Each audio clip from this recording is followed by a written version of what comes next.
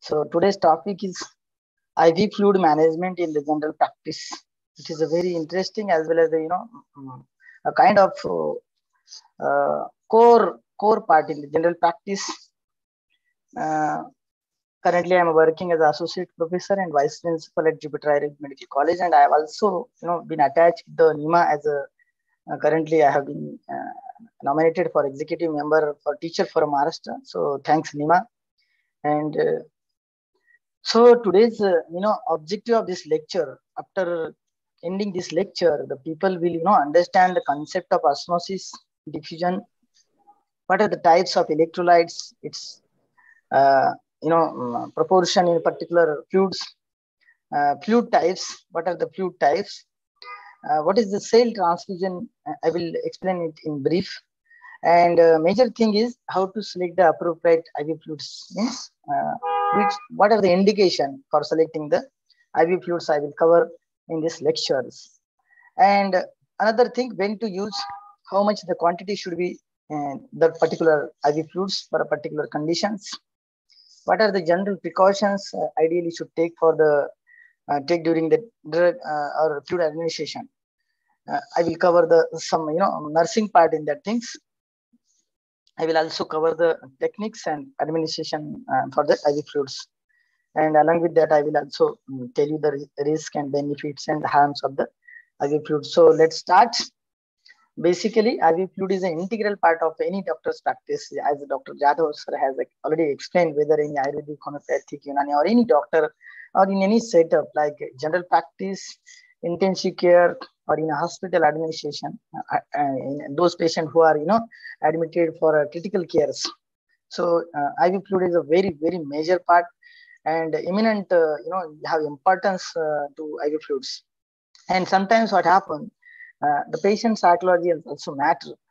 Though in urban area it is not popular for the taking administration of IV fluid, but in villages and rural area शायद आपको बहुत सारे practitioner हमारे जो लोग rural area में कर रहे हैं, जब तक पेशेंट को आईवी नहीं लगाते हम लोग और उसमें जब तक 1-2-3 रंग की जो इंजेक्शन डालते नहीं, तब तक पेशेंट का साइकोलॉजी मानता नहीं कि जब तक हमारा प्रॉपर ट्रीटमेंट डॉक्टर ने करवाया. तो that's very effect of IV administration on the patient psychology. And ultimately it's add in the remuneration of a doctor also. Suppose he is taking the only 100 or 200 rupees as a consultation. If he wanted to administration 1-2 points of IV fluids, then he ultimately the bread and butter like that things. So in this lecture, we will cover the starting from the basics. So what is the fluid, what is the types, and what is the osmolarity, main thing. Before going to detail in these things, we have to understand the concept behind the IV fluids. So what is the fluid and electrolytes? It is essential process, for the our body physiology. And sometimes maybe imbalance in fluid and electrolytes balance is the life-threatening conditions. So major component our in body is 60-70% of a body weight is the waters. What is its functions? It maintain the blood volume. It help in cellular transportation, vital substances, all the vitamins, antioxidant, medicines such as oxygen, glucose from digestion, means starting from stomach to the ultimately liver, kidney, and all organs. And ultimately, water is also need for the needed to transport the waste product of the lungs as well as the kidney, and in the form of excretion from the body, as like urine and feces. It also act as a lubricant and cushioning for organ as well as in our body, and it also help in breakdown of food in digestive system, and it is a medium for chemical reaction, as I already said that. And it also main function of one of the main function of water is also to maintain the body temperature through the evaporation. So basic, what is the importance of water to be present or to be remain and to needed in the our physical health as well as all these physiochemical activities in the bodies. So basically there are two types of body fluids. One is intracellular fluid, that is near about 2/3, and extracellular fluid, that is 1/3 within this, and intracellular is within the cell. The fluid present within the cell, that is called as intracellular. The fluid which is outside the cell, extracellular. Okay, here I think typing mistake is there. And another three types of extracellular fluid there: intravascular, that is present in the blood vessel or lymphatic vessel, and next is interstitial compartment, that is outside vessel and surrounding the tissue. Here in this diagram you can get the idea about this: intravascular fluid, intracellular fluid within the cell. And another third type of extracellular fluid is a transcellular component, that is in ocular and in cerebrospinal fluid, that is a type of a transcellular compartment. There are three compartments of the extracellular fluid: intravascular, interstitial, and transcellular. This is the basic concept while going to before going to deep in the fluid management, because you must have to understand this theory, whether the fluid is decreased intravascular, or either there is a fluid loss in intracellular, or the fluid loss in an interstitial area. Accordingly, you have to administer the fluid. Suppose there is a patient of hypovolemia, means there is volume, means severe fluid loss from the vessel part. So you have to administer the fluid which increase the volume in the vascular level. So accordingly, you have to administer the fluid. So this is the basic concept. We'll go in detail also what is the exactly process of osmosis and diffusion. So this is I have taken the major intracellular electrolytes, potassium and magnesium, and the major extracellular electrolytes are the sodium and chloride. Just you have to remember these two things. So in a short, you can memorize these things. Approximately 62% of body fluid is intracellular, and near about 30 plus 8, that is extracellular, 38%. And among it, 30% of the body fluid is interstitial, and 8% of the fluid is plasma, which is intravascular, that is in vessels or lymphatic. So this is how our body is composed of. Okay. So what are the electrolytes? These are the ions that carry either positive or negative charge, and exact concentration of electrolytes are vital to maintain the pH and overall hemostasis, process of hemostasis. So the most prominent cations positively charged are hydrogen, sodium, potassium, magnesium, and calcium. As you all of you know that we have read it in 12th class, 10th standard, or in a chemistry book. And the anion that is negatively charged are the chloride, bicarbonate, sulfate, and the phosphates that carry the negative charge. And the electrolyte can also affected with this imbalance between in the body may affected due to the medication. If the patient is taking any medication, for example diuretics, or any calcium or potassium supplement, that may be, sometimes it may imbalance or hamper the hyperalimentation, as I already told you, and blood administration. All these things disturb the electrolyte balance. What imbalance means? These are the condition in which there is a chances of fluid and electrolyte imbalance occurs. That is a nausea or vomiting, because in vomiting the fluid loss through vomiting, sometimes sodium chloride and potassium, and dehydration, surgery means in the condition of surgery, in trauma, because in trauma there is a huge blood loss, burn injury, and bleeding from any part of the body, and sometimes liver or kidney problems. These some condition where the fluid and electrolyte imbalance may occur. So these are some electrolyte reference value. Just for the information, the magnesium is 1.5 to 2.5 milliequivalents per liter. This is the normal range. If it is less and more, then the condition may arise the hypo or hyper. All of you know that. Phosphorus 2.54 to 4.5 milliequivalents, potassium 3.5 to 5 milliequivalents per liter, calcium 8.5 to 10.5 milligram per deciliter, chloride 95 to 105, and sodium electrolyte is normal range 135 to 145 milliequivalents per liter. This is just for the purpose of knowledge information, because if for example the sodium if less than 135, then the condition is hyponatremia, or if the condition the value is more than 145, that condition may be in a hypernatremia. So hypokalemia, hyponatremia, all these things decide on this range. So just for sake of the knowledge, you have to understand these things. And another thing we will see that how the cellular transport occurs. Basically, every cell has its membrane that encapsulated entire cell, and in order to that function, because cell need some material to acquire inside or some material get rid of waste as like a process of excitation. So that cell has a tendency to take some material from extracellular fluid to inside the cell. So these are the two types basically. One is active transport that needs energy in the form of ATP. Here you can see in the animations. Whatever the any substance cell want to take it inside, it required energy in the form of ATP. This is active transport basically, and the another is the passive transfer where there is no requirement of ATP or any kind of energy. That is automatically happen. The whatever the substance, whatever the particle, whatever the antioxidant, vitamins present in extracellular fluid, that cell membrane and that is semi-permeable membrane automatically allowed to take into inside the cell. This is in a passive transport. So these are the basic two phenomenon that one must to understand these things. What exactly fluid and the particles present in that fluid, how they transfer from extracellular to inside the cell means intracellular. So this is the two types of transportation, that is active and passive. Active required energy, and this is one thing you need to go back to school because diffusion process, that is the process that is spontaneous tendency of a substance to move from one area to higher concentration to lower concentration. There is some difference. For example, when you add a drop in a food coloring to water, immediately the food coloring began to spread, throughout the water and eventually reaching the equilibrium when all the area have to be the same concentration of coloring. This phenomenon is known as a diffusion. Similarly, you must have to understand the phenomenon of osmosis. What is the osmosis?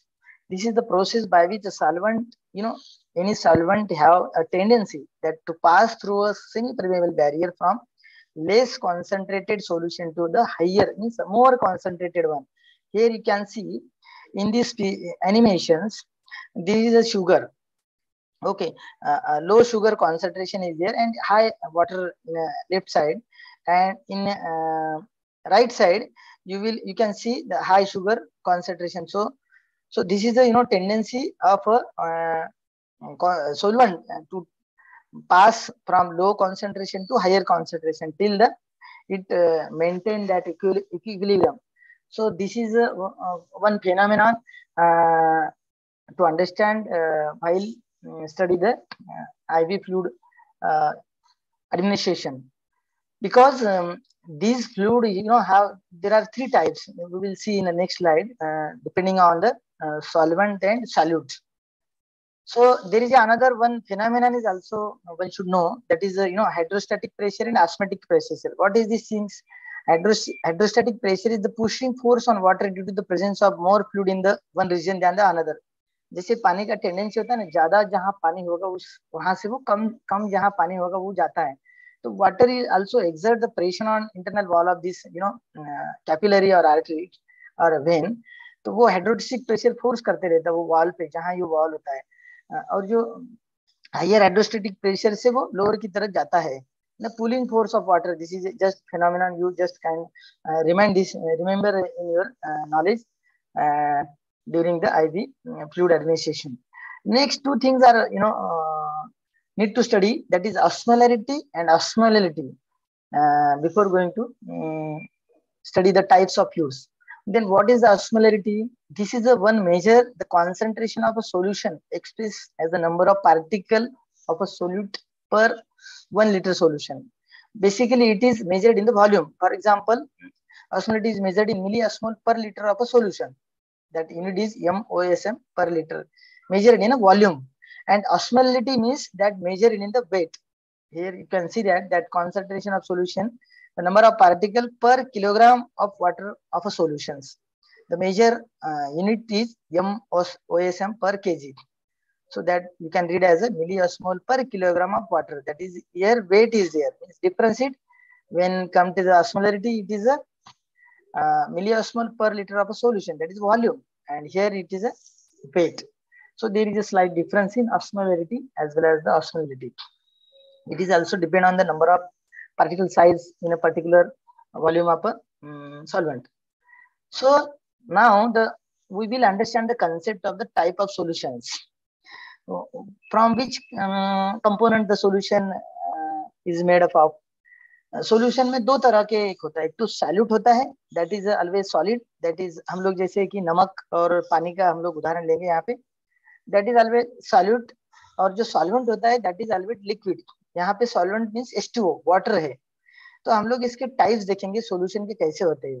तो solution आप समझ गए, एक solute होता है that is a solid. यहाँ पे हम लोग नमक मीन्स NaCl सोडियम क्लोराइड लेंगे और सॉल्वेंट मीन्स वाटर लेंगे। तो ये जो घोल बन रहा है इसका हम लोग कॉन्सेंट्रेशन के हिसाब से कैसे टाइप बनते हैं उसके हम लोग देखेंगे।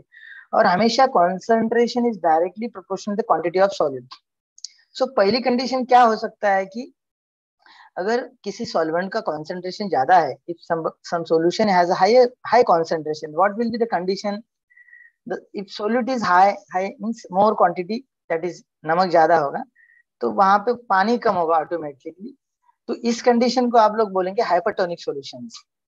मींस यहाँ पे सॉल्यूट का जो क्वांटिटी है उस पर्टिकुलर सॉल्यूशन में वो ज्यादा होगा, इसलिए कॉन्सेंट्रेशन ज्यादा होगा, that is a hypertonic solution which have the higher concentration. Another condition is concentration low हो सकता, इन विच कंडीशन? अगर सॉल्यूट कम होगा और वाटर ज्यादा होगा तो that is a hypotonic condition. बराबर है, दो कंडीशन हो सकती है, इधर सॉल्यूट क्वांटिटी ज्यादा है, वहां वाटर कम होगा, दैट इज हाइपोटोनिक। एंड अगर कॉन्सेंट्रेशन कम होगा, इसका मतलब है क्योंकि concentration is directly proportional to quantity of solute. Solute means जो नमक कम होगा तो उसका कॉन्सेंट्रेशन कम होगा, ऑब्वियसली वाटर ज्यादा होगा, that solution will be the hypotonic solution. और दूसरी कंडीशन ऐसा हो सकता है कि जो सॉल्यूट और वाटर का जो प्रोपोर्शन है that will be equilibrium condition अगर होगा, तो that will be the condition of a isotonic solution. ये कंसेप्ट आपको समझ में आ गया, अगर कॉन्सेंट्रेशन हाई है तो that is a hypertonic solution, और कॉन्सेंट्रेशन कम है तो हाइपोटोनिक सॉल्यूशन, और कॉन्सेंट्रेशन इक्विलिब्रियम कंडीशन में है तो that is a isotonic solution. It is also depend on the solute. Okay, so how it affects, इसका क्या मतलब है कि हाइपरटोनिक है, हाइपोटोनिक है तो आइसोटोनिक है, तो ये कैसे अफेक्ट करता है अपने बॉडी फिजियोलॉजी पे? तो it will be I will explain in this slide. So suppose यहाँ हमने तीन सॉल्यूशन रखे हैं, we put here hypertonic solution and the isotonic solutions। तो इसमें क्या होगा कि जैसे हम लोगों ने हाइपरटोनिक में बोला है कि यहाँ पे कॉन्सेंट्रेशन ज्यादा होगा, हाइपोटोनिक में कॉन्सेंट्रेशन कम होगा, मीन सॉल्यूट कम होगा, और आइसोटोनिक में that will be equilibrium condition. Suppose we put this RBC in a particular compartment of every this container। One second. So जैसे यहाँ पे हाइपरटोनिक होगा, यहाँ तो क्या होगा, सॉलिड का कॉन्सेंट्रेशन ज्यादा होगा, मीन्स वाटर का कम होगा, तो ये क्या करेगा, सेल का जो वाटर है जो ज्यादा था वो बाहर फेंकेगा, क्योंकि वो टेंडेंसी है, क्योंकि इधर वाटर कम था तो ये सेल सिकुड़ जाएंगे। और हाइपोटोनिक में कैसा है कि यहाँ पे सॉलिड का जो कॉन्सेंट्रेशन है कम है, और वो क्या करेगा कि यहाँ कम होने की वजह से वाटर क्वांटिटी ज्यादा होगा, तो ये सेल फूल जाएंगी, इधर ये रप्चर होगी या तो स्वेलिंग होगा। और जो आइसोटोनिक सॉल्यूशन है इसका जो इक्विलिब्रियम है, जहां तक कि जो सॉल्यूट और जो वाटर है सॉल्वेंट है उसका कॉन्सेंट्रेशन दोनों तरफ से इक्वल होगा, तो ये जो सेल है इस पे कोई उसका इफेक्ट नहीं होगा, that will B will maintain its normality. But in hypertonic it will B shrunk, because why, यहाँ पे कॉन्सेंट्रेशन ज्यादा है और जो सॉल्वेंट वाटर है उसका वहां पे जो इक्विलिब्रियम है कम है, तो वो सेल का वाटर है वो बाहर चला जाएगा, इसलिए वो सेल सिकुड़ जाएंगी। हाइपोटोनिक में ऐसा नहीं होगा, वो वाटर वहां, ये हाइपोटोनिक सॉल्यूशन का जो है कॉन्सेंट्रेशन कम होगा, तो ये पानी जो है अंदर सेल के चला जाएगा और वो सेल फूल जाएंगे सेल। तो ये एक इसका बेसिक फिनोमेनन है, और आइसोटोनिक में ऐसा होगा नहीं, तो ये आपको कंसिडर करना होगा। So after going the basic phenomenon, we will see some nursing part of IV administrations. So all of you know that you need some equipment before administration of IV, that you need non-sterile gloves, tourniquet, antiseptic wipe, 5 ml syringe, sterile gauze, cannula, saline and adhesive plaster। कैसा है कि हम लोग जब patient IPD में देखते हैं कि if you do not have these all these things, you cannot administer the IV fluids। So in OPD you have to for this is for new those who want to enter in a practice, this those who are practicing they all have these things in their hand ready। सो आपको एक tray भी बना सकते हैं आपकी, जैसे यहाँ पे ट्रे में देखते हैं कि 10 ml का एक पॉइंट नॉर्मल सॉल्यूशन लिया हमने, 10 ml का सिरिंज लिया है, अल्कोहल साफ, टर्निकेट, कैनुला, हम लोग कैनुला के टाइप्स भी देखेंगे। तो these are the basic requirement for administration of IV fluid in OPD setup for a patient. Yeah, IV set, everybody knows this. And these are some types of cannula depending on the color. Basically, these are ranging from size 14 gauge to 24 gauge. As the gauge is more the gauge, lower the diameter. यहाँ पे आप देख सकते हैं जितना gauge बड़ा होगा उतना उसका डायमीटर छोटा होगा.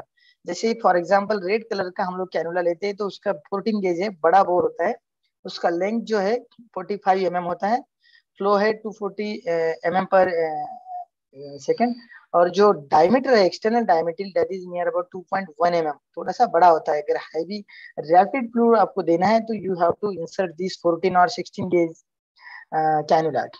फिर बाद में 18 गेज है, उसका लंबाई जो 45 mm है और उसका जो फ्लो है वो 90 mm है, और जो external diameter of that particular needle है 1.3 mm है. तो जैसे जैसे गेज की साइज बढ़ेगी वैसे वैसे डायमीटर का जो एक्सटर्नल डायमीटर जो है वो कम होते जाएगा. जैसे ये 24 गेज का जो हम लोग पेडियाट्रिक यूज करते हैं, येलो कलर का होता है, और उसके बाद 22 या 24 दोनों भी गेज हम लोग पेडियाट्रिक यूज में करते हैं. और जो रैपिड फ्लूइड एडमिनिस्ट्रेशन करना है तो 14, 16 और 18 गेज के हम लोग यूज कर सकते हैं. So these are to use for the pediatric use. और समटाइम्स दो बहुत ही ज्यादा वेन्स कमजोर है, छोटा बच्चा है थोड़ा सा, तो उसमें हम लोग 22 गेज का कैनुला यूज कर सकते हैं. तो ये साइज है गेज के हिसाब से. अभी यहाँ पे बात करेंगे हम लोग आईवी इन्फ्यूजन साइट की. जनरली ज्यादातर जो प्रोमिनेंट वेन दिखती है वहां पे हम लोग ट्राई करते हैं कि जैसे हैंड में सेफेलिक वेन होता है, और जो पर्टिकुलरली बेसिलिक और सेफेलिक वेन आइडियल पोजीशन है हैंड राइट और लेफ्ट हैंड में. और sometimes we can also administrate at the wrist. Means it should not be on joint, it should be the space of the infusion should be, and the joint space should be avoided. और जो cannulation का जो process होता है हम लोग जो initial insertion angle जो होता है generally it should be ideally 15 degree skin and needle. उसके अगर वो एंगल ज्यादा ले लिया हमने, अगर if it is more than 20, 30 then it will rupture the veins.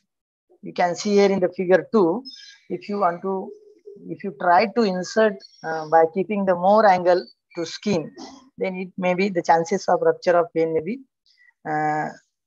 there. The ideal technique जो जैसे मैंने बोला कि you can maintain the angle 15 degree to skin of that particular cannula or catheter and try to insert. Here you can see this is the vein and ideally process of the cannulation nasopharynx gel को जो भी आप बोलेंगे उसको. तो यहाँ पे आप लोग देख सकते हैं this is ideal method. Maintain the 15 degree angle with the skin and try to insert this cannula into the vein, any prominent vein. Yes, here you can see here, and after that, after proper fixing that cannula, you have to stick with the proper adhesive tape so that it will not stable there, and after that you can administer connecting with the IV set. Sometimes there may be complication, you can see here inflammation due to trauma pains, trying 2-3 times. So there may be chances of inflammation or rupture of vein is also there. Sometimes these are the local complication, and IV therapy complication may be a big topic, but the systematic complication here I will not tell you, the local complication. And next thing more important is calculating IV drips. There are basically two IV sets are available in the market. One is macro drip used for the adult, and next is a micro drip. There are small drop you can see here. So drop factor is the number of drop in 1 ml solution, उसको हम लोग drop factor बोलते हैं. और generally IV जो cannula होते हैं या फिर IV set उस पे टाइप करके होता है. Generally what happen in micro drip tubing delivery is 10 to 20 drop per ml, means is used to infuse the large volume.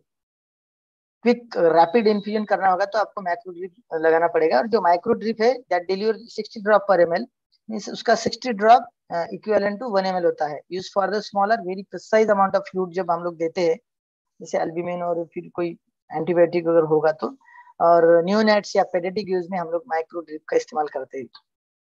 सो यहाँ पे माइक्रो ड्रिप में near about 15 drop is equal to 1 ml, और यहाँ पे micro drip में 16 drop अगर count करते हैं हम लोग तो that will B count for the 1 ml. यहाँ पे उसका कैलकुलेशन करके जो फार्मूला है दैट फार्मूला है for drip rate is total volume divided by total time in hours. is equal to ml per hours. Suppose you want to administer 1000 ml IV fluids in 8 hours. 8 hours. So 1000 divided by 8 hours, that will be, calculating value is 125 ml per hour. So you have to administer that fluid 125 ml. एक घंटे में आपको 125 ml जाना है. और जो 1 ml का हमने फार्मूला बताया है नियर अबाउट, जैसे कि 15 ड्रॉप का 1 ml होता है, तो एक आपको उसके हिसाब से वो कैलकुलेट करना होता है. Here I have given the example. Suppose drop factor का हम लोग अगर मैटर करें तो वो उसको कैलकुलेट, ड्रिप रेट कैसे कैलकुलेट करेंगे? Volume in ml, time in minute into drop factor. Here GTT means drop पर ml, that IV flow rate in drop per minute. For example, जैसे कि 1000 ml का हमको देखना है, माइक्रो ड्रिप से 15 ड्रॉप पर ml देता है. अगर हमको 8 घंटे में वो ड्रिप लगाना है, देना है 1000 ml की, तो वो 8 into 16 divided by means 1000 divided by 8, that is time in minute means 8 into 60, that in multiply by 15 drop per ml, that come around 32 drop per minute. Means अगर आपको 1000 ml फ्लूइड आपको पेशेंट को देना है over the period of 8 hours, then आपको वो जो उसका ड्रिप रेट है that you have to maintain 32 drops per minute for micro drip. अगर वो अडल्ट का IV सेट है तो 32 ड्रॉप एक मिनट में वहां वो जो मीटर होता है उसमें आपको देखना चाहिए. अगर वही बात हम लोग माइक्रो ड्रिप की करते हैं, if you want to insert और give 500 ml in 12 hours, then with the drop factor 60, it come around the 42 drop per minute. समझ लो, अगर आपको 12 आवर्स में वो देना है फ्लूइड 500 ml, तो then you have to maintain 42 drop per minute in that IV sets. Otherwise it may, sometimes it also depend on the particular manufacturer of IV sets, but it may be, near about 95% it is a correct methods. जैसे कि हमको for example यहाँ पे लिया है 100 ml देना है solution 100 ml का फॉर 30 मिनट्स. अगर हमको 10 ड्रॉप, ये ड्रॉप फैक्टर जो है 10 ड्रॉप पर ml जाता है, तो उसका near about 33 drop per minute हमको देना है. Then that solution will be administered within the 30 minutes for 100 ml solution. So you can calculate accordingly depending on the size, volume. So this was the nursing part actually. Basically now the main part is started. So you have to do assessment, basic assessment in general practice. कि किसी patient को कैसे लगाना है. अगर आपके पास कोई patient आता है तो these are the some basic SOPs. First you have to observe this. Means कोई पेशेंट आता है तो systolic blood pressure, measure the blood pressure of that patient. If it is less than the 100 mmHg, think about the IV fluid administration. Heart rate is more than 90 per minute. Capillary refill time is more than 2 seconds, or peripheries are cold to touch. Respiratory rate is more than 20 per breath minute, and passive leg rising suggests the fluid responsiveness. Leg rising अगर करता है, so these are the some basic parameters. You have to also assess some clinical history, drug history, other things also, treatment of past history of burn and major operative, minor operative. But ideally, in my opinion, any critical patient you must have to start, you need to put IV because it is a life-saving procedure. अगर patient बहुत serious है तो एक IV उसको एक normal saline भी लगा देते हैं हम लोग. बेसिकली उसकी भी कॉन्ट्राइंडिकेशन, इंडिकेशन हम लोग आगे देखेंगे. ऐसा है कि किसी को अगर अर्जेंट ड्रग एडमिनिस्ट्रेशन करना है तो इट विल बी नॉट, जो ओरल रूट है उससे कई ज्यादा असर IV रूट का होता है, और जो इंट्रामस्कुलर इंजेक्शन का भी लिमिटेशन आता है. तो अगर आपको किसी को अर्जेंट ड्रग देना है, लाइफ सेविंग ड्रग देना है, तो उसके पेशेंट को अगर IV एडमिनिस्ट्रेशन आपने किया है तो that can, even you refer the patient, then you can put a IV line so that any further higher center will give the immediate drug that patient needs. So always any critical patient, so this is also depend on the assessment of particular condition, but ideally you can insert or you can put a IV to any critical patient because it is a life saving process. क्योंकि कैसा होता है, समय पे अगर आपको when नहीं मिली, puncture नहीं हो रहा, इक्विपमेंट अवेलेबिलिटी नहीं है, फॉर एग्जाम्पल अगर एम्बुलेंस में IV का कुछ प्रॉपर ये नहीं है इंस्ट्रूमेंटेशन, तो in that time this is life saving. So this is very important. as I already told you, you have to do clinical examination, pulse rate देखो, blood pressure देखो, capillary refill, jugular venous pressure also need to monitor, peripheral edema है क्या देखो, postural hypotension, current medication, if any diuretics are, patient is taking diuretics like furosemide and other, Clinical monitoring, you have to think about these things. Laboratory investigation, patient का urea creatinine electrolyte imbalance कोई है क्या, ये भी आपको देखना है. कि पेशेंट हो सकता है कोई ऑपरेटिव होके आया हो, तो उसका क्रिएटिनिन लेवल, इलेक्ट्रोलाइट लेवल आपको देखना है before administration of any IV fluids. Suppose this is ideally general rule, considering prescribing less fluid as 20 to 25 ml per kg per day for those who are older or frail, have renal impairment or cardiac failure, or those who are malnourished. You can administer as low dose, that is 20 to 25 ml per kg per day in general condition. But I think I will advise all those who are general practice, they also should take some physician or intestinal expert. If suppose any person or any patient having electrolyte redistribution issue or imbalance and serious comorbid condition like the gross edema, pedal edema, edema, severe sepsis is there, hyponatremia or hypernatremia, or suppose patient is suffering from renal or liver disorder, cardiac impairment, congestive cardiac failure, or post-operative fluid retention is there, redistribution issue. Those patients who are severely malnourished or there is pulmonary congestion, you should take the expert opinion. Sometimes what happens, severe bronchial asthma, but generally the administration of aminophylline in drip, sometimes this drug is very sudden anaphylactic shock may occur in the patient of severe bronchial asthma. So this drug should administer very slowly. So these are some basic things you have to care about. Need to take care in the during the IV fluid administration of a patient in the general practice. So this is just I have given an example about the clinical assessment of dehydration. In general, there are 3 types: mild, moderate, severe.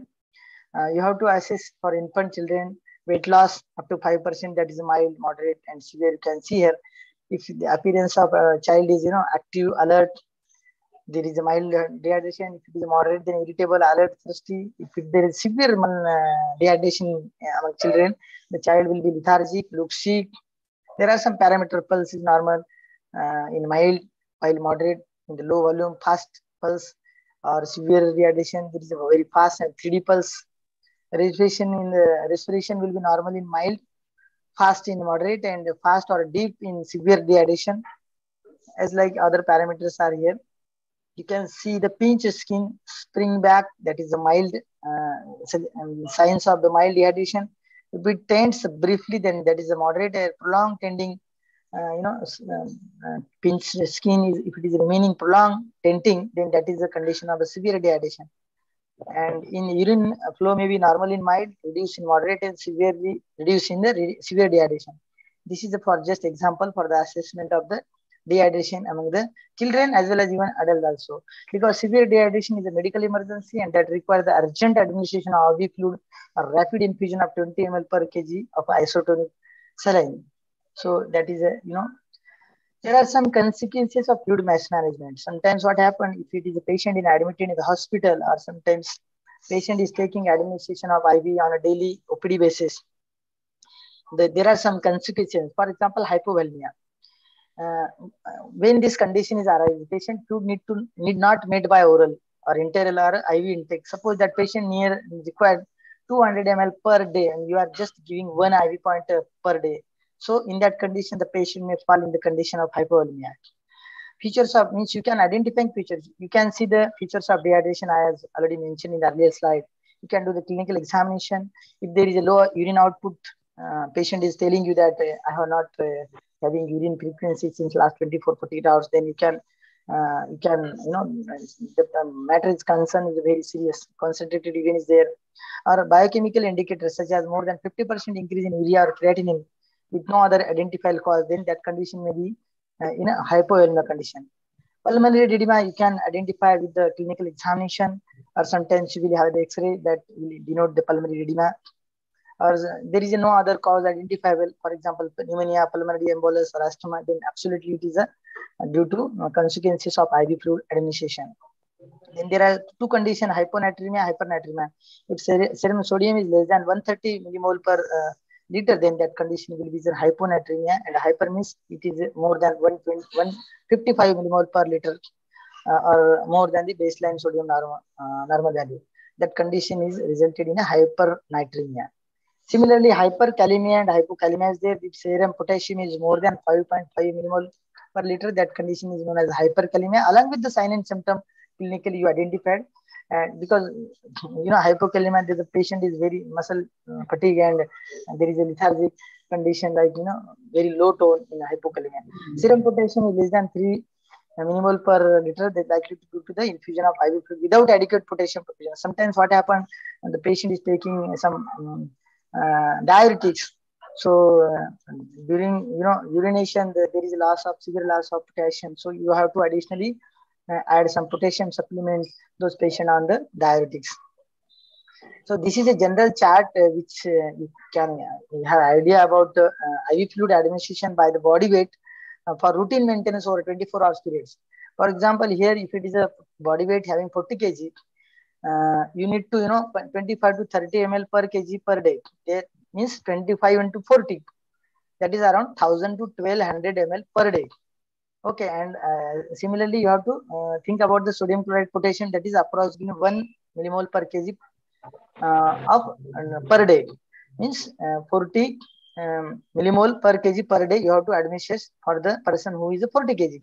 Along with, you can find here, for suppose if the patient is a 64 kg, then you need to give, here is a 25 to 30, 25 into 64, that are come around 1600 ml. Okay, and 64 millimole of the sodium chloride or potassium chloride you have to administration. And you can have, add 50 to 100 gram per day glucose, that is glucose 5% content, 5 gram of 5 gram per 100 ml, along with these electrolytes. So these are classification. We will see the classification now. Basically, there are two types of product that we need to administer IV. That is basic is a blood product and non-blood IV fluids. In blood, you all know that blood administration, and in non-blood IV fluids there are again two types: crystallite solution and colloid solution. In crystallite, there is a glucose, electrolyte, and mixed type of solutions. And in colloid solution, there is a proteinase and non-proteinase. In proteinase, there is gelatins, MSC, xylofusions, albumin are there. And in non-proteinase, there is a starch, pentastarch, tetrastarch, dextrans are there. Just we will go one by one. So in crystallite solution, as I already mentioned, what is the phenol, hypotonic, isotonic, hypertonic. So whatever you use, that is most of times crystallite solution, that is a hypotonic. This is D5 half normal saline is a hypotonic solution. Isotonic, that is a normal saline. Ringer lactate and plasmonate are the isotonic solution. And hypertonic, that is 10%, 25%, 50% dextrose are the hypertonic solution. And another two types is ionic, that is a normal saline, dextrose saline, and ringer lactate. Non-ionic, this is another classification of the crystallite solution. And in general, for a general practitioner, in the mind of general practitioner, there are some vague classification of the IV fluid, that is a maintenance fluid, replacement fluid, and special fluids. What is the maintenance fluid? These losses are poor in salt, so the maintenance fluid should be hypotonic or plasma sodium.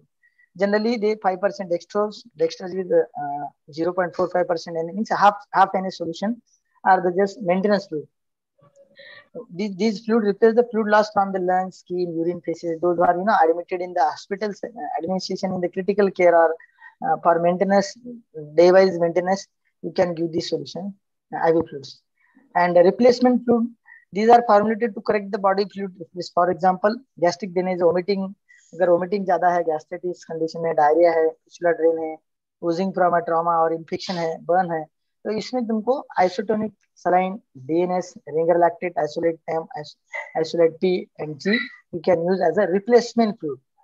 And special fluid, there's those fluid who use for the special condition, special indication. For example, hypoglycemia, hypokalemia, metabolic acidosis. ये जो special fluid है, इसमें 25 dextrose injection, soda bicarb injection, potassium chloride, आइसोलेटियम, all these come in the special fluids. So what is the crystallite? These are the electrolyte solution with a small molecule that can diffuse freely from intravascular to interst. इसमें जो particle size होता है बहुत ही small होता है, जो मैंने पहले बताया था, सेलुलर मेम्ब्रेन से एक मेम्ब्रेन से दूसरी मेम्ब्रेन में आसानी से जा सकता है क्रिस्टल फ्लूइड में. जो basic component of crystalline fluid is sodium chloride. So sodium is the principal determinant of extracellular volume, as I already mentioned in the first slide, and is distributed uniformly in the external fluid. So general characteristic of crystalline contains water and electrolytes. Non-ionic solution expand all the compartment, that is intracellular as well as the extracellular. तो ये जो crystallite solution का एक features है. तो हम लोग ये जनरल कंडीशन, जनरल प्रैक्टिसर के व्यू से हम लोग इस हिसाब से टाइप देखेंगे जो फार्माकोलॉजिकल और क्लिनिकल बेसिस पे टाइप्स है आगे फ्रूट्स के. तो यही हम लोग प्रैक्टिस में जो यूज होता है, जनरली 5% डेक्सट्रोज हम लोग यूज करते हैं. नॉर्मल सलाइन जिसको आइसोटोनिक सलाइन बोला जाता है 0.9%, उसका हम लोग देखेंगे what are the indication, what are the counter indication. Then 5% dextrose, that is sodium chloride half normal saline जिसको बोलते हैं dextrose saline, Ringer lactate solution, and Isolyte G, Isolyte M, Isolyte P, Isolyte E. इसमें कौन सा content कितना है इसका भी हम लोग देखेंगे. Generally this is a composition of the common ivy fluids. For example 5% dextrose आप लेंगे तो इसमें 50 ग्राम ऑफ डेक्सट्रोज होता है पर 100 ml में, और इसका मिली ऑस्मोलिटी जो है 278 मिली ऑस्मोलिटी पर लीटर होता है. फिर जो पॉइंट नॉर्मल सलाइन अगर आप लेंगे तो सोडियम का 154 milli equivalence per litre, and chloride that is 154 milli equivalence per litre, and osmolality होगा 308. Accordingly, you will have the dextrosaline का भी है, ringer lactate. जैसे ringer lactate contains sodium chloride and lactate. That's why it is a ringer lactate solution along with the calcium. So इसका जो मिली osmolality है 274 मिली osmolality पर litre है. जैसे भी यहाँ पे हम लोग देखेंगे आइसोलेट जी या पी, इसका मैं आपको बाद की स्लाइड में बताऊंगा. So we will see first that is a normal saline mostly use, और जो आइसोटोनिक सलाइन होता है 0.9% it means that there is a 0.9 gram of salt present in 100 ml of solution. जो मैंने आपको फर्स्ट सेकंड थर्ड स्लाइड में बताया था कि 0.9 ग्राम साल्ट का सोल्यूशन है वो 100 ml सोल्यूशन में है, और यू कैन से 9 ग्राम पर litre if it is in liter. This solution has 154 milli equivalents of sodium per liter as well as the 154 chlorine per liter. It is a majorly used for the correction of hypovolemia. Okay, as I already tell you, telling when I was explaining that thing, extracellular intracellular fluid. तो hypovolemia correct करने के लिए normal saline ideal fluid, particularly it is used in pediatric patient greater than the 1 month old normal saline. Or you can see here the sodium chloride injection here. It is written or printed that 0.9 per water per volumes. And during administration of any IV administration, you have to take care about the expiry date. You also take care about the any turbidity. Is there any turbidity in the solution, or that is clear as like water, just for the sake of knowledge. So always check the expiry of the IV fluids. So what is the basic of pharmacological basic? Because sodium chloride is present cheaply in extracellular fluid, that is used to provide the major extracellular electrolyte. अगर extracellular fluid कम है तो आपको normal saline लगाना पड़ेगा. जैसे कि during vomiting, diarrhea, along with water there is a loss of sodium chloride also. So you have to administer those patients who come with the vomiting, diarrhea. You can select this as a IV fluid, first choice of IV fluids. And 0.9 gram isotonic saline is very useful to correct both fluid as well as the electrolyte deficits. जो extra cellular fluid में ज्यादा होता है, तो जब आपको कोई hypotension वाला पेशेंट आता है हाइपोवोलेमिक शॉक में, then you can directly administer the normal saline. It is useful in raising the blood pressure because it directly go into the extracellular fluid, and that your cell can be can have the function of semi-prevalent, जो इधर से उधर लेने का जो function है cell का. तो this will increase in extracellular fluid as well as the intra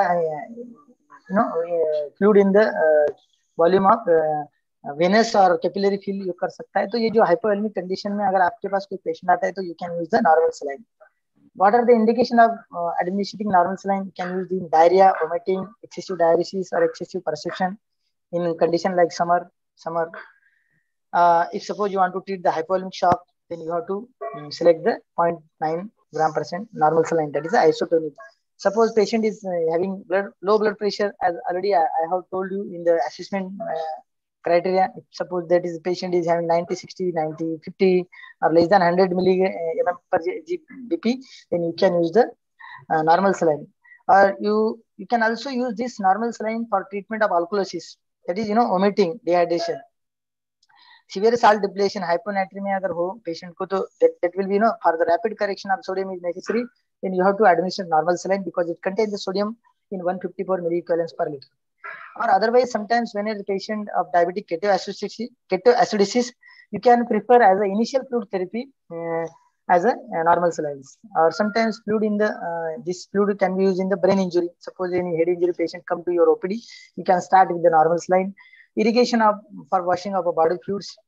Or sometimes whenever you want to administer any drug, antibiotic or any multivitamin, you can use the as a vehicle for certain drug, and it can be given safely with blood also. Suppose the patient is on blood transfusion, you can give this in a safe manner. But see, there are some limitation or contraindication for normal saline. Those who are in a hypertensive or pre-eclamptic conditions, because hypertensive है तो जो volume overload हो सकता है, तो आप if you are administering again fluid, that may result in overload, so you have to avoid in hypertensive patient or pre-eclamptic patients. Patient with edema due to congestive cardiac failure, renal disease or cirrhosis, it is also further due to the overload of volume, means fluid overload. It may severely congestive cardiac failure may go into critical or sometimes in death condition also. Dehydration with severe hypokalemia, you can what happened in severe hypokalemia, there is a deficit of potassium, so infusion of isotonic solution without additional supplementation will aggravate the electrolyte imbalance. So you have to avoid in a severe hypokalemic condition, because you just giving the NaCl. So you have to select those IV fluid which having the potassium also. Otherwise, it will be our patient can deteriorate. Next is the Ringer lactate solution. It contains sodium in 130 milliequivalent per liter, calcium 3 milliequivalent, potassium 4, chloride 109 milliequivalent per liter, and bicarbonate, that is 28 milliequivalent per liter. Each 100 ml contains sodium lactate, that is 320 mg, sodium chloride 600 mg, potassium chloride 40 mg, and calcium chloride, that is 27 mg. Ideal solution. So you can find here, just I have already explained, you can check, you must have to check the expiry of particular fluid before administering to the patient.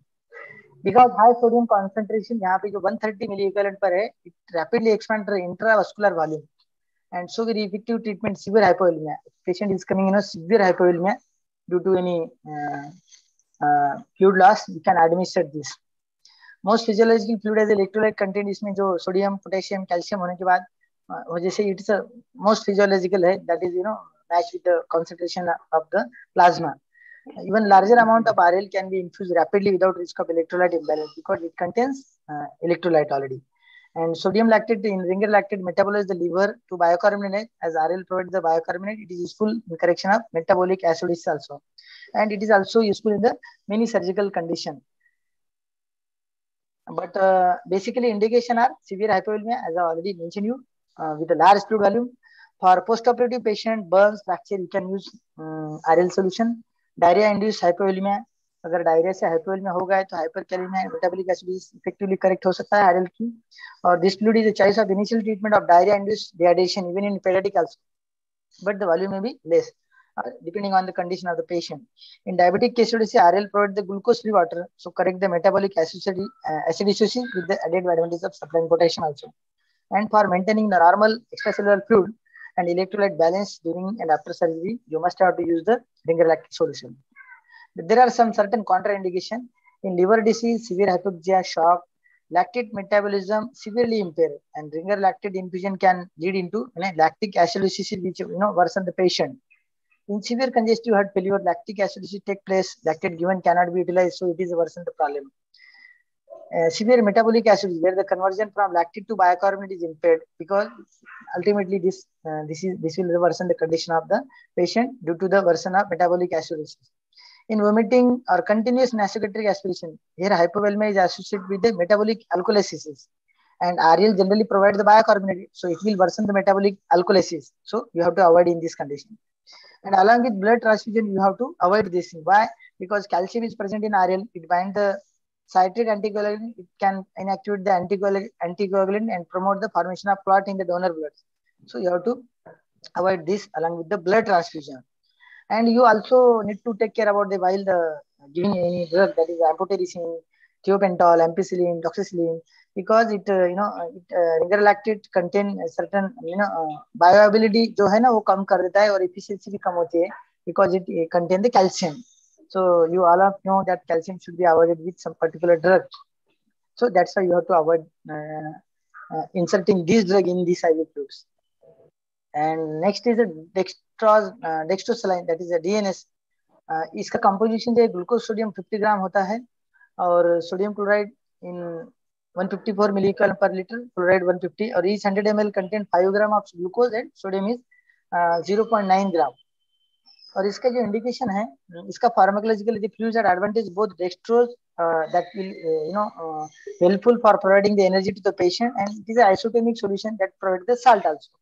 और जो supply है इसका major supply extra cellular electrolyte sodium and chloride होने की वजह से, तो ये this will also correct the dehydration. और जो like 0.9% isotonic saline it rapidly correct the NaCl deficient in extra cellular fluid. और डीएनएस डिस्ट्रीब्यूशन जो है इसी ECF कंपार्टमेंट में unlike D5 does not correct the intracellular dehydration. So DNS increases only ECF volume. It can be considered in the treatment of dehydration with a hypovolemic shock. So hypovolemic shock, you can use this, and for the correction of vomiting or nasogastric aspiration, induced alkalosis, hypochloremia, along with the supply of calories.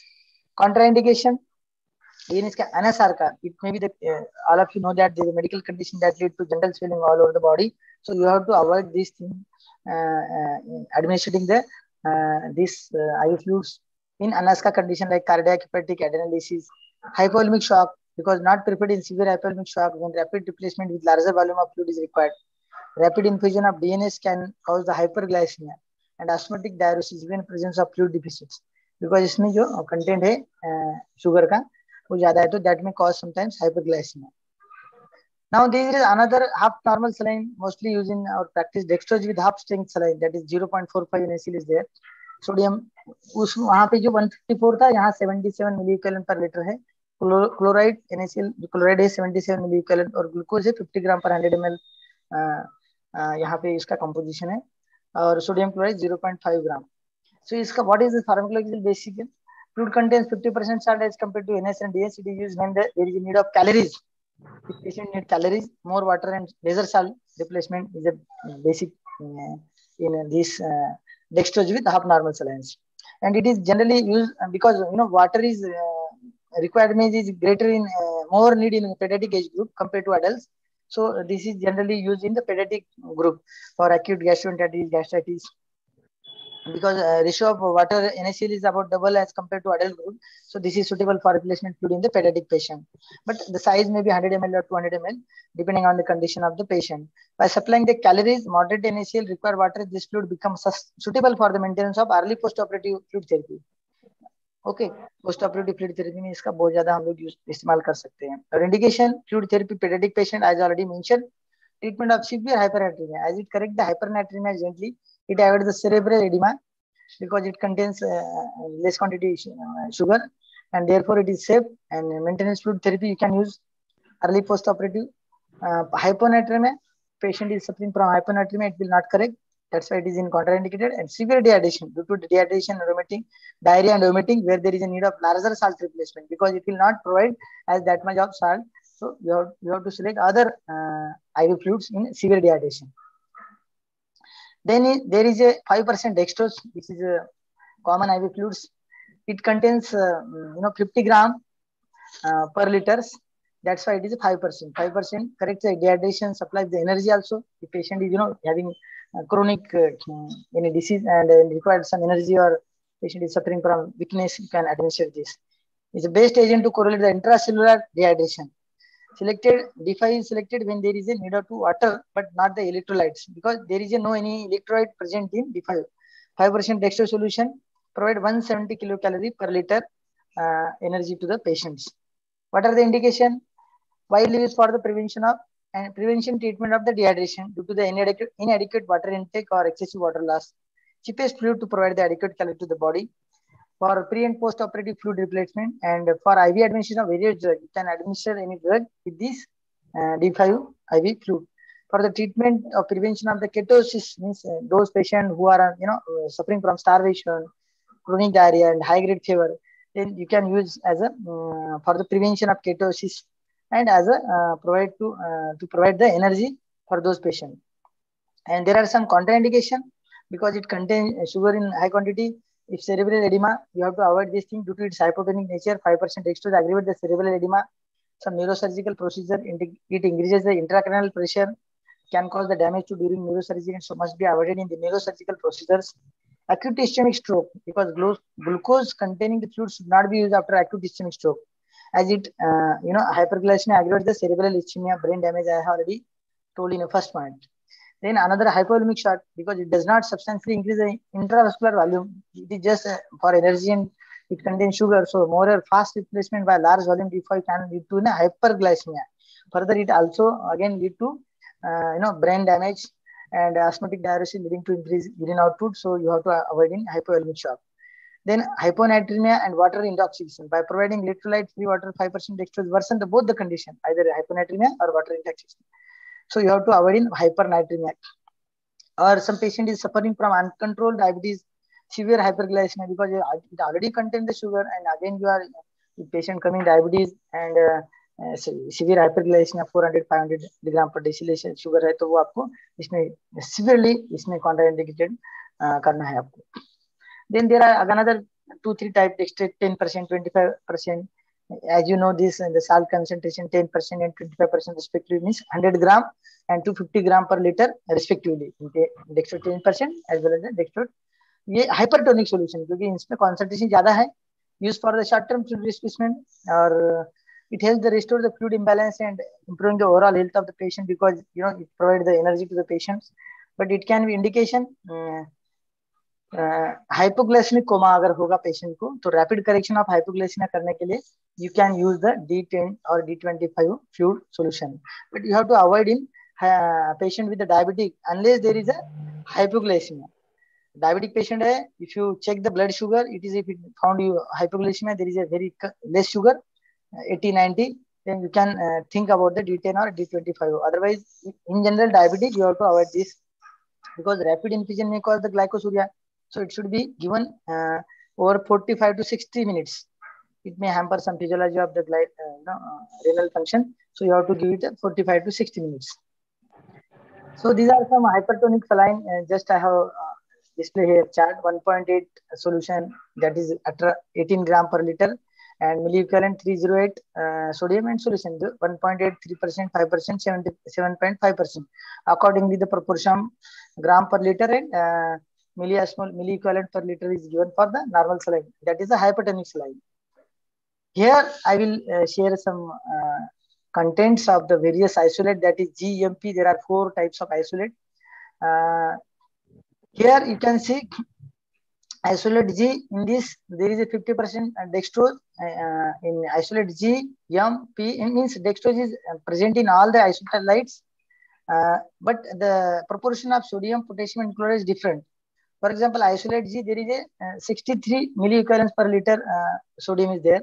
In isolate M, there is a 40 and it is a 25, and here isolate E, there is a sodium milliequivalency, there is a 140 milliequivalents per liter. So there is a some variation. For example, isolate G, there is a ammonium chloride is there. Suppose the patient is acidosis, metabolic acidosis, you have to, I will see, it will, I will show you in next slide.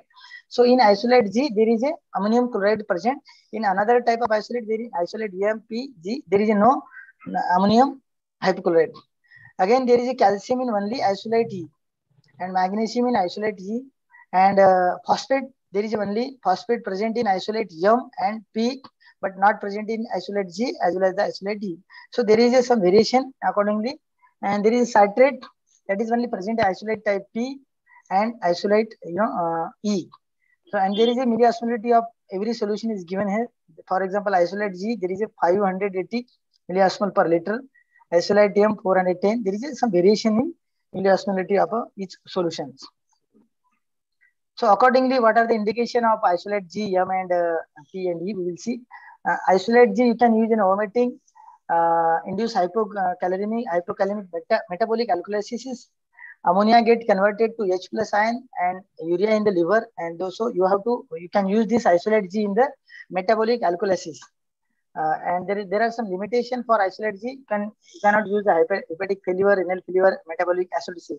Sorry, I interpreted it wrongly in earlier slide. You can only use isolate G in the metabolic alkalosis. And isolatum you can use for richest. It is the richest sources of potassium. As you have seen this here, you can see one thing isolatum. 1 minute, yeah, here there is a highest potassium in isolatum. In isolate G, there is only 70 milliequivalents.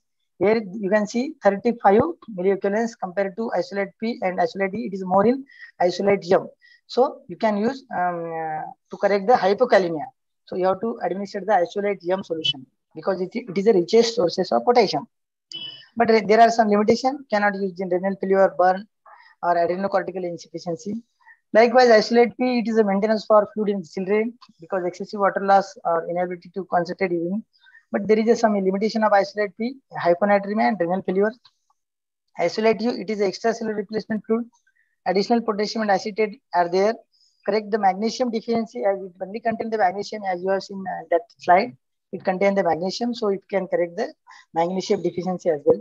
So you can use the treatment of these isolate E in treatment of diarrhea as well as the metabolic acidosis. And you cannot use this in limited. There are limitations in metabolic alkalosis. And another solution, as you have seen in that slide, there are colloids, crystalloids and colloids. The term colloid is derived from Greek word glue. These solutions are called suspension. The particle size generally is more in this particular solutions. And the colloids have the larger molecular weight, more than 30,000 Dalton, that largely remain in the intravascular compartment. They means they cannot transfer through that particularly membrane, or quite difficult to get it in to transfer from the semi-permeable membranes. There are particularly two types of colloids: natural colloids, fresh frozen plasma, albumin, plasma protein; artificial are dextron, gelatin, and HES types of colloids. Basically, there are some types depending on the percentage of albumin and dextron: 5%, 25%. Here given oncotic pressure, plasma volume, expansion, and duration of effect. But generally, in general practice, very few practitioners are used this type of solution for their patient because it effective in the expanding the plasma volume compared to the crystalloid fluids. That's why this is useful. Albumin, you can see this is a versatile plasma protein synthesized only in the liver as half-life of approximately 20. This is just a theoretical part. We will see the indication. Albumin can be used for the emergency treatment of shock, especially due to the loss of plasma. Acute management of burns, you can use as a albumin.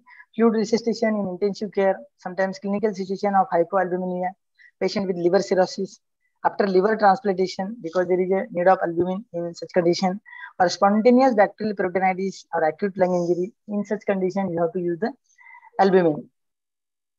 So overall, this is a summary of this today's lecture. Intravenous IV fluid therapy is a key area of managing actually sometimes unwell hospitalized patients, in those who are admitted in the hospital.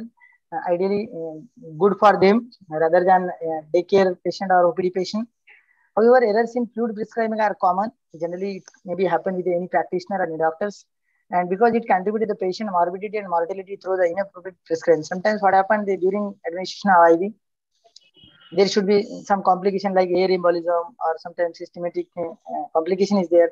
Suppose that air, if more than 50 ml air is inserted into in the body of the patient, that may be cause air embolism. So wrong selection of the fluid may result or come in the condition of the patient morbidity as well as the morbidity.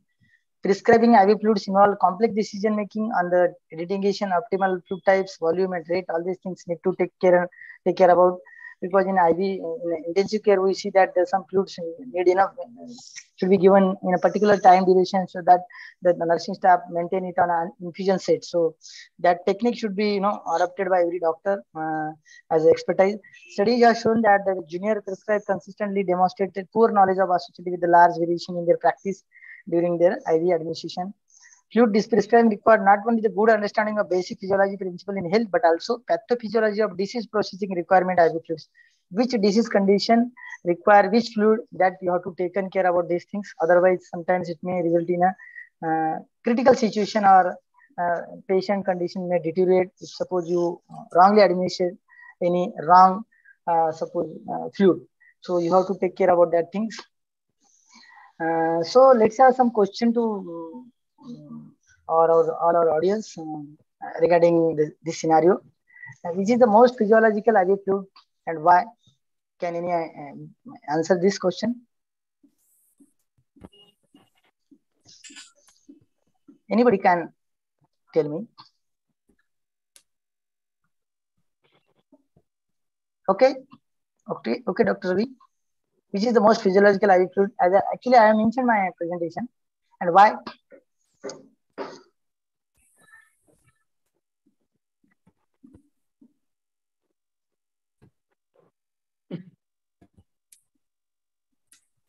Okay, I will answer this.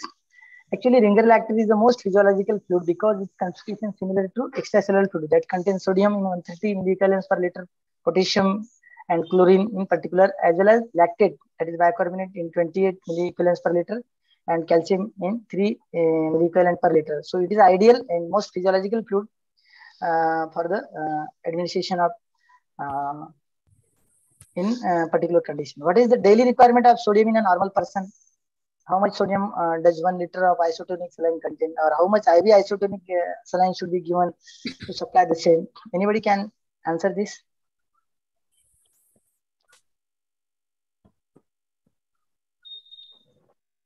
What is the daily requirement of sodium in normal person? Okay, we'll answer this. Basically, the daily requirement of sodium is 100 milliequivalent, that is 5.9 grams. If someone is just answered that 5 gram, it is also absolutely correct. 5 gram is the daily requirement. And suppose 1 gram NaCl contains 17.1 milliequivalent sodium. Okay. And 1 liter isotonic saline contains 154 milliequivalent sodium or 9 gram of sodium. So 65 ml of IV isotonic saline is enough to provide the normal requirement of the sodium, to provide there is no any abnormal loss. Got it?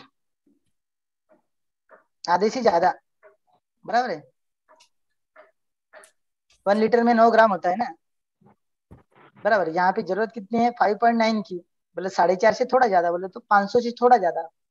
Near about it, if it is you can calculate, then it is near about 650 ml IV fluid need to correct the should be given to supply the same. Daily requirement इतना है अपना.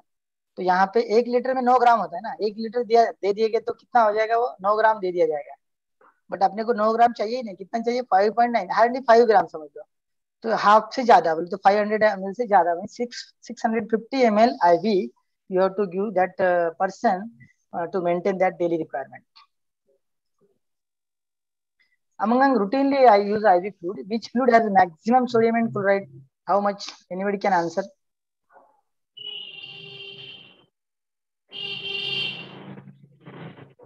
Routinely IV fluid मैंने सभी बताया जो routinely use होता है, पर उसमें मैक्सिमम सोडियम क्लोराइड किस किस IV फ्लूइड्स में होता है और कितना होता है?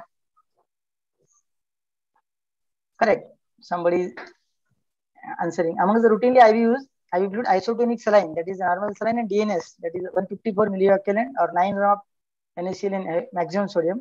और जो आइसोलेट G और DNS और isotonic saline में मैक्सिमम क्लोराइड होता है. Which IV fluid directly correct the acidosis and how? जैसे कि मैंने बताया कि isolate E, isolate P, isolate DM and Ringer lactate because it contain the acetate. और जो there is a acetate gets converted into bicarbonate in liver and thereby correct the acidosis. Ringer lactate में 28 milliequivalent per liter होता है lactate. So this lactate gets converted into bicarbonate in liver and thereby correct the acidosis. Okay, let's see another question. Which IV fluid directly correct the metabolic alkalosis? Which IV fluid directly correct metabolic alkalosis?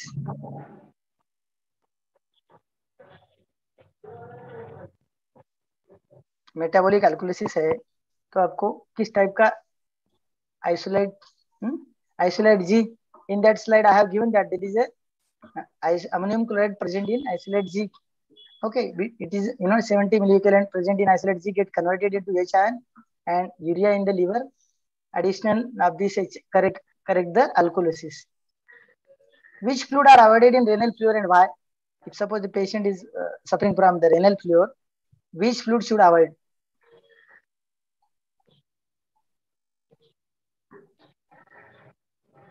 It is mentioned in every slide, I think, in every fluid. Fluids usually avoided patient with renal failure, that is isolate M, isolate P, isolate G, and ringer lactate, because fear of developing hyperkalemia, because calcium जाएगा, hyper calcium बढ़ेगा, तो that is ये high potassium होता है isolate M और isolate P में, isolate G में, और ammonium chloride acidosis. In severe uremic acidosis, conversion from lactate to bicarbonate में liver में impaired, liver का problem हुआ तो lactate ringer G जो converted into HN, और that ultimately aggravate the uremic condition. Lactate may aggravate the metabolic acidosis. Which IV fluids should be avoided in liver failure and why? Same thing like renal failure. Ringer lactate and isolate G are avoided in the patient with liver failure because lactate in ringer get converted into bicarbonate by liver, and liver disease lactate metabolism impaired and may lead to lactic acidosis. So ringer lactate should be avoided. Here is ammonium chloride is present in isolate G, converted into HI, and further same pathophysiology will happen, and the collection of ammonia may precipitate hepatic precoma and coma. So isolate G should be avoided in the severe liver diseases. Which fluid does not contain glucose?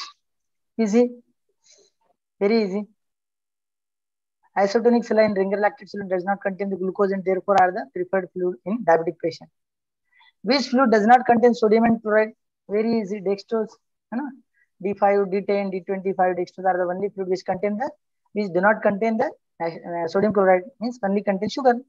And similarly, isolate DM and isolate P have low sodium and chloride, very low. But basically, D5, D10, D20 does not contain the sodium chloride. Which fluid does not contain the potassium? Isotonic saline, so DNS 5%, dextrose जो भी है इसमें तो potassium होता ही नहीं है, तो उसमें. Which fluid do not treat the metabolic acidosis and alkalosis directly? Dextrose solution. Isotonic saline DNS do not treat the metabolic acidosis and alkalosis directly because इसमें ammonium chloride का जो है contain acetate, they do not contain acetate, lactate or bicarbonate which correct the acidosis, है ना, और ammonium chloride नहीं होने की वजह से तो which correct metabolic alkalosis. That's why these dextrose solution, isotonic and DNS will not treat the metabolic acidosis. Okay, thank you for giving me the chance.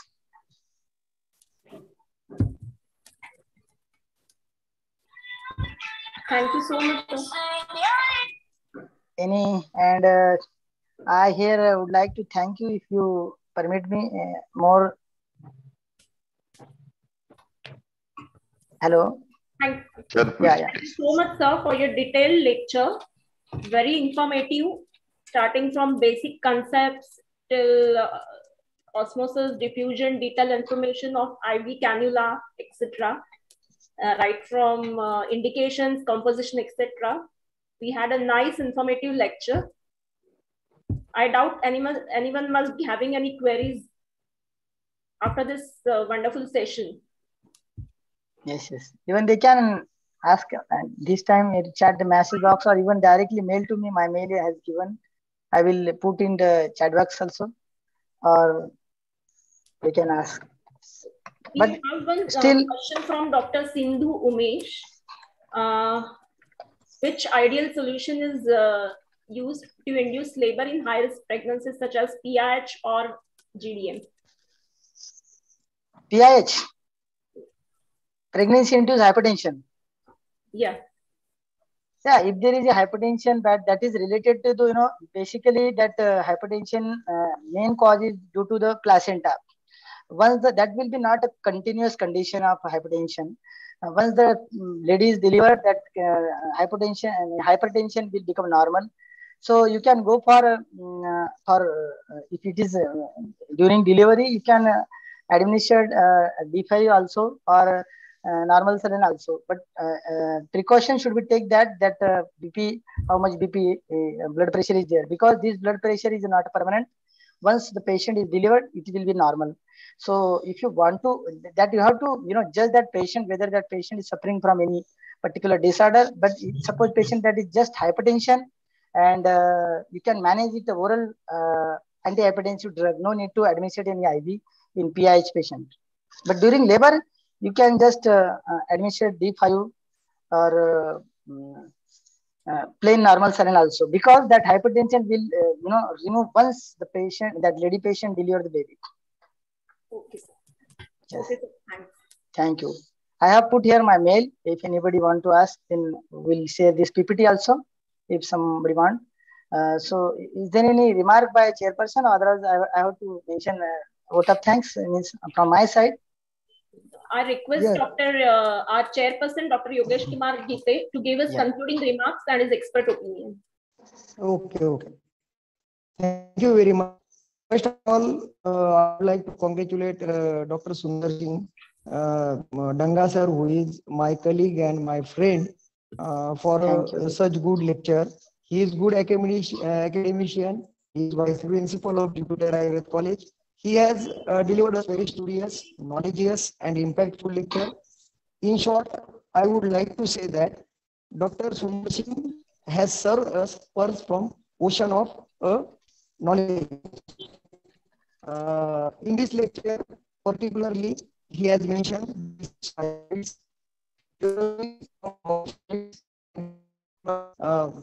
management of IV fluids, concept of electrolytes, the instruments and equipments those are commonly used in IV fluid practice, practical guidelines for IV transfusion, then indications and contraindications for each specific type of IV fluids. I think this lecture is very useful for each and every speaker, including me also. On behalf of my co-chairperson, Dr. Ambekar sir, I again congratulate Dr. Danga sir, and I am thankful to all NIMA officials for giving me chance to be and to offering me such a big honor to being as a chairperson in this lecture. Thank you so much. Thanks to all. Thanks, Dr. Gite sir. Now I invite Dr. Meenal Lad madam to give vote of thanks. Ma'am, I would like to request before that I also would like to express my thanks. So can you allow me? Yes, sir. Yes, sir. Sure. Yes. So first of all, I really thank NIMA Maharashtra State Branch because NIMA invited me for delivering such lectures. It is a big honor for me. So I really thanks NIMA. I thanks President, Secretary, Treasurer of NIMA Maharashtra Branch. I especially thanks Dr. Swaj Yadav sir for opening remark. Next, I really thank a chairperson who chaired today's session, Dr. Yogesh Kumar Gite sir, who is the principal professor of RJSS Ayurvedic Medical College and Research Center, Kopargaon. Sir is also editor-in-chief of ISRAM Journals. And I also thank co-chairperson Dr. Khalid Ambekar sir, who introduced me and joined today as a co-chair. He is a professor, Kai Chikitsa at BP Ayurveda College, Jalna. And I also thanks those who have provided technical help, Dr. Manish Joshi sir, Dr. Girish Daga sir, and anchoring Dr. Gupte ma'am. She has coordinated me well in advance. And I really thank and express my great toward us Dr. Vishnu Bhavne sir, who is a coordinator who has coordinated me regarding these lectures. And I again thank to Dr. Padmanabh Keskar sir because he is popular for putting some very interesting medical fact in social media. Even in our WhatsApp group, sir has shared some basic fluid management techniques. Really, thanks Dr. Keskar sir also. Thank Dr. Swaj Yadav sir, Dr. Anil Bajare sir, Dr. Bhushan Mani sir, and all other office bearer of executive committee members of NIMA Maharashtra State Branch. And lastly, I would like to thank Dr. Subhas Wage sir, who is the principal of our college, Jupiter Ayurveda Medical College. And I also thank my PhD guide, Dr. Archana Dachar ma'am, who is a professor in Sri Ayurveda College. And I'll lastly thanks to all my colleagues and who supported me directly or indirectly to successful make this lecture successful. And thank NIMA once again. Thank you all. Thank you so much, sir. Now I invite Dr. Meenal Lad madam for vote of thanks. Welcome, Lad madam.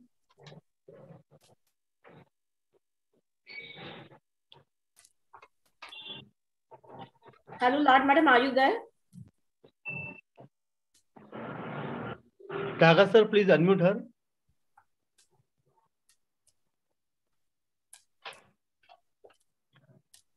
Daga sir.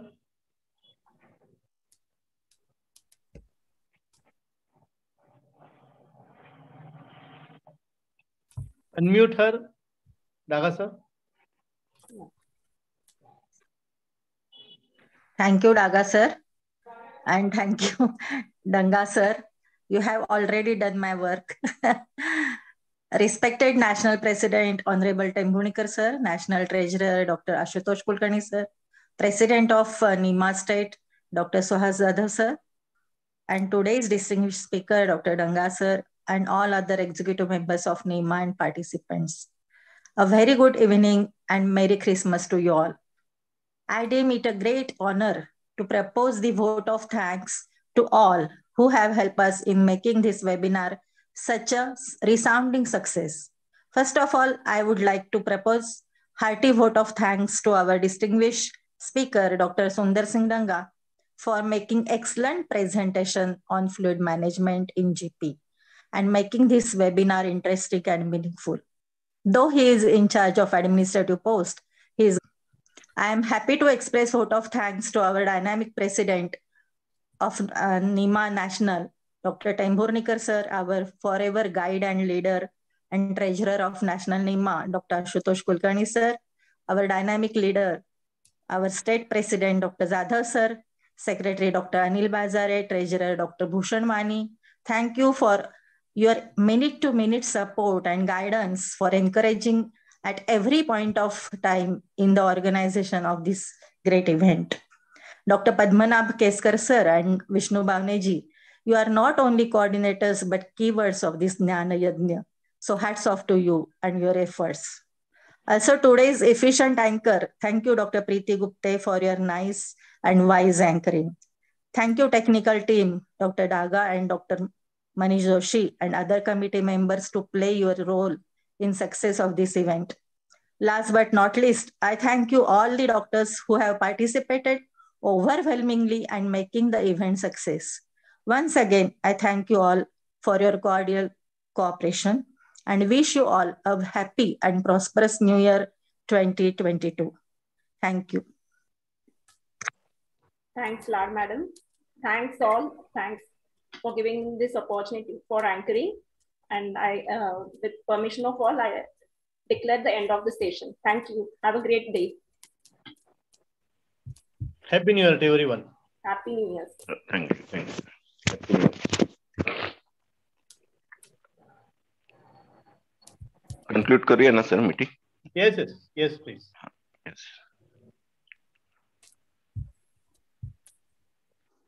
Daga sir.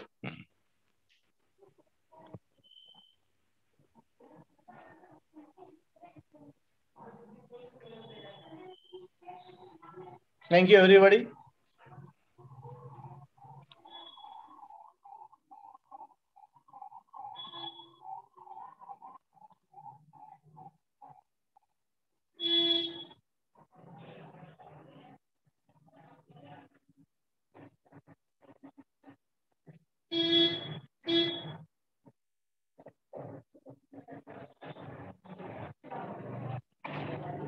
Thank you, Giri Daga sir.